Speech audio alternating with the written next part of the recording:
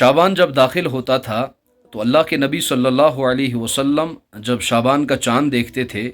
تو ایک دعا کا مسلسل اہتمام کرتے تھے، اللہم بارک لنا فی رجب و شعبان و بلغنا رمضان۔ اے اللہ ہماری عمر اتنی دراز کیجئے کہ تاکہ ہم رمضان تک پہنچ سکیں۔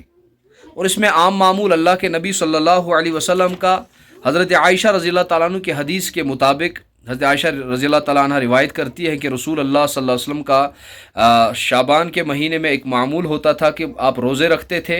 اور مسلسل روزے رکھتے تھے، لیکن اخیر کے 2 دنوں میں آپ روزے چھوڑ دیتے تھے۔ حضرت عائشہ فرماتی ہیں کہ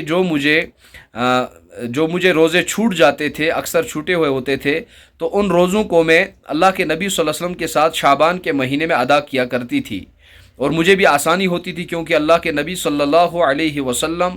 اس مہینے میں کثرت سے روزے رکھتے تھے۔ یہ آپ یوں سمجھ لیجئے کہ رمضان کے استقبال کے لیے، رمضان کی ٹریننگ کے لیے،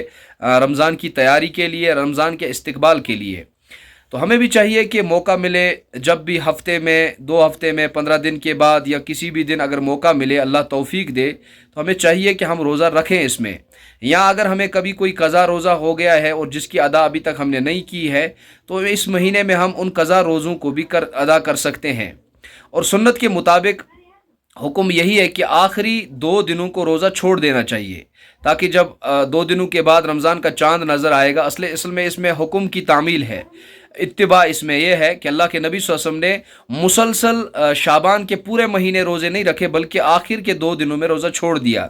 اب اگر اپنی عقل سے انسان آخری 2 دن بھی رکھے گا تو ہو سکتا ہے ہم آخری 2 دنوں کی وجہ سے رمضان میں اپنے روزے کا اضافہ کر دیں، تو شریعت اضافہ نہیں چاہتی ہے، عمل برابر چاہتی ہے۔ تو اس لیے شعبان کے مہینے میں اللہ کے نبی صلی اللہ علیہ وسلم مسلسل روزے رکھا کرتے تھے اور رمضان کی تیاری کے لیے استقبال کرتے تھے۔ ہمیں بھی چاہیے کہ ہم اس دعا کا بھی اہتمام کریں، اور اگر اللہ توفیق دے تو ہمیں رمضان شریف میں روزے بھی رکھنے چاہیے۔ السلام علیکم ورحمۃ اللہ۔